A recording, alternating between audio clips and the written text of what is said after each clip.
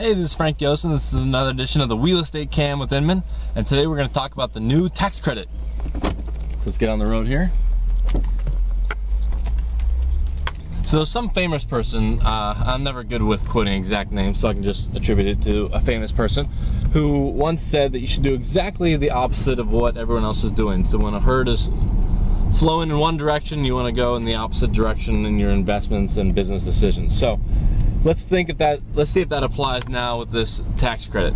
So what's happening now is the tax credit is expiring, and April 30th is when you have to have something under contract, which we'll go into. I think that's going to be very interesting what you consider under contract. And so everyone, all the blogs out there, many blogs say, hurry up and buy before the tax credit expires because you get $8,000. Well, that's fine. If you're already going to be buying a house, you know, great. And you're getting a price, the consumer's getting a price that they think is a good deal, then that's fine. But what happened last time when there was this, you know, hurry up and buy thing, people were rushing in at the last second and buying for, you know, 5, 10, 15 grand above what they should be paying because they thought that, you know, oh no, I need to get the tax credit. Well, what's better, overpaying for a house by $10,000 or getting an $8,000 tax credit? There actually might be some benefits for that because of the money down and stuff, but for the most part, you know, I'll take the $10,000 lower of a price. So everyone's rushing to buy. Some people are going to be overpaying, but here's another anomaly that's happening. You've got the sellers that are flocking to the market to get their house on the market just in time so their buyers can grab this tax credit.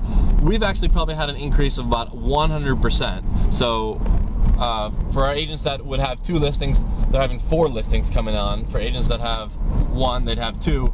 And what's happening is the sellers are flooding the market. Well, what happens when you flood the market? When you flood the market, then the buyers have more options. So it's pretty tough on the sell side what to tell the sellers because, hey, you got to at least warn them, hey, there's going to be a flooding of units right around when you decide to list on, you know, April 15th or so.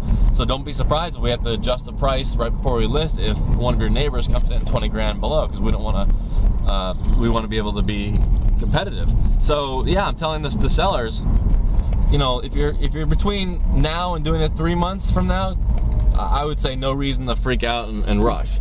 If you're going to be doing it now versus, you know, a week after the tax credit expires, then yeah, sure, it might be in your best interest to get it up now. But keep in mind, you're going to have tons of competition. Now, if you're going to be putting it on the market just a couple weeks afterward, that's scary because you're going to get the perfect storm. You're going to get a whole bunch of people that listed it right before the tax credits that were not able to sell it.